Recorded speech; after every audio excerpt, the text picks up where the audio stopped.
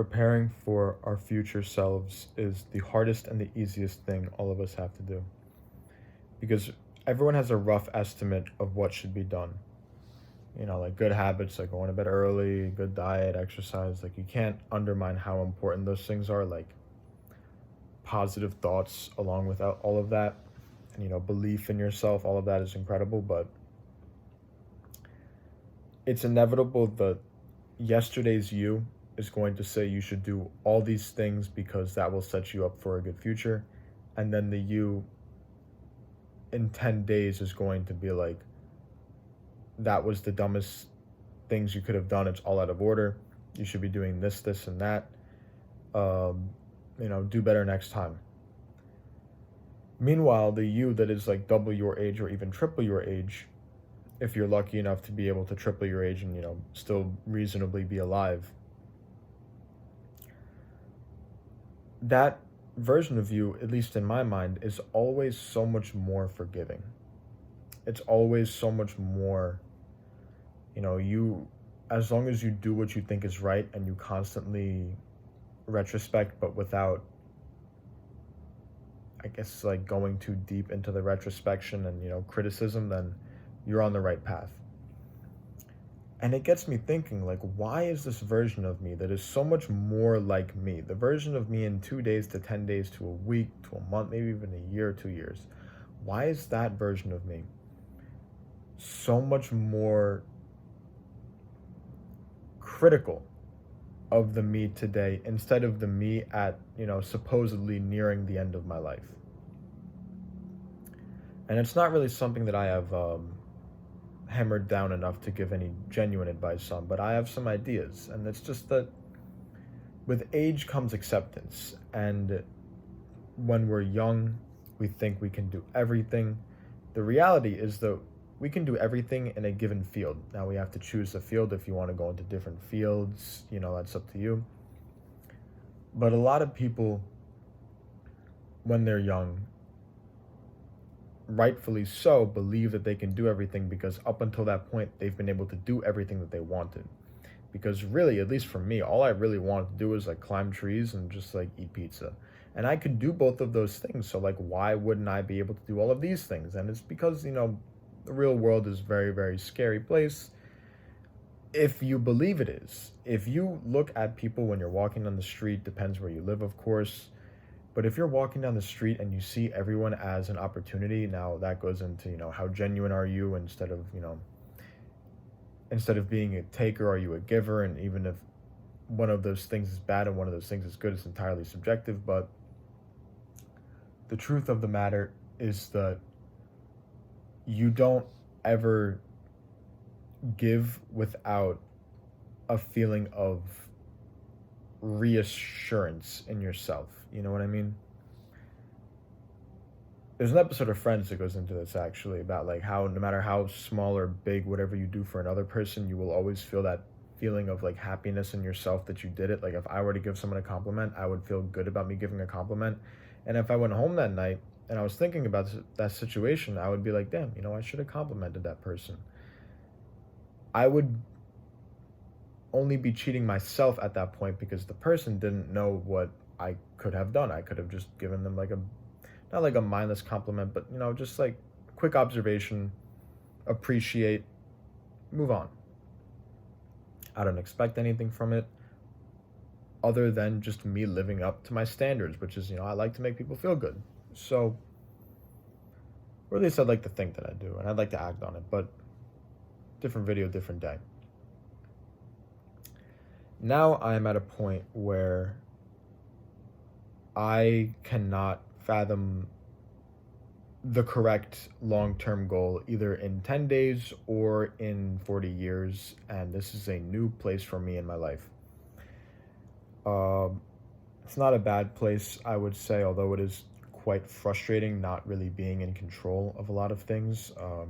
I've always kind of been in control of the bare necessities, like when I go to bed, what I eat, that kind of thing. Now I'm not in control of that stuff, but hopefully the problems will be alleviated soon, although maybe not. But at the end of the day, it's a learning experience. It's not the end of the world. There's an incredible, I'm sure you could find this on YouTube. Look up Steven Adams, LeBron James bubble, because just quick context. The NBA, the National Basketball Association, when they were playing, their games in the during COVID times when it was really, really peak lockdown, they were in what was called the bubble. And they were staying at like Walt Disney Resort in Orlando. And they gave LeBron James like the highest paid, basketball player in the world. Maybe at one time, I don't think he's definitely not anymore. But richest basketball player currently is getting like $1 billion deals, but all that stuff. They gave him like the penthouse suite, but when he was interviewed on it, he was like, "It was awful, man. It was really dark in there. I couldn't see my family, which is obviously horrible." But he wasn't slowly dying. You know what I mean? Like you might feel like you're emotionally slowly dying, in which reality you probably are. Emotions carry a lot of weight, especially into health. But when they interviewed another player, Steven Adams, who wasn't given like the special LeBron James, preferred treatment, he was like, "It was fine. I played my games and I went on with it." And the interviewer was like, "Really? It wasn't like bad or anything?" He's like, "Listen, mate," because he's from Australia. He's like, "Listen, mate, it's not Syria. Like we gotta like calm down with how bad the bubble was. We're basketball players and we were playing basketball. That's it." I don't know the specific situation of Steven Adams, if he has a family or how close he is to that family. So there's a billion intangibles, but just on face value, and I might come to regret making this comparison because maybe the two situations are so incomparable that making the comparison is ignorant. But just on face value, who is more in touch with reality? The guy who is like, "I don't have bombs being dropped on me. There's no dictatorial regime ruling over me. Get a grip." Or the guy who was given the best treatment and went, "It was still awful." Right now, just simply being alive and being healthy enough to appreciate every limb that I still have on my body. I have all my fingers, I have my health. Um, I think that when I look back, when I'm 3 times as old, and I realistically don't have all of the things that I have now, even though my health isn't perfect, I'm going to think like, you know what? He may have thought that he had a right to complain, and maybe he does. And in the moment, I'm sure he did feel like he had that right. But, it's a learning process, and that's how we all get to where we are. That's how we all get to where we want to go, is by trying and failing and having these useless, repetitive thoughts and just learning from and moving on. Meanwhile, the me in 10 days is going to be like, you failed in the past 10 days, you got to do better. Like not really like killing myself over it, but just, what you got to do and you can always do it better type thing. So I don't know if that helps you or if it hurts, honestly. I don't know if you have a completely different mindset than me or if you're, obviously let me know because I'm very interested. But I just feel like inevitably the insanely older version of you will just have a lot more calmness and tranquility and more retrospect on your current situation, while the you in a month is going to say, like, "Why didn't you do this? Why didn't you do that?" Like more criticizing instead of understanding. And given that it's you talking to you and not a stranger or a boss or a family member or a friend or anyone talking to you, criticism and understanding, you got to find a good middle ground. Now, whatever that is for you, I don't know. It's not up for me to know. But just be assured that when you're in the moment of everything being unstable, as so long as you take it as a learning process, it will be a lot more bearable.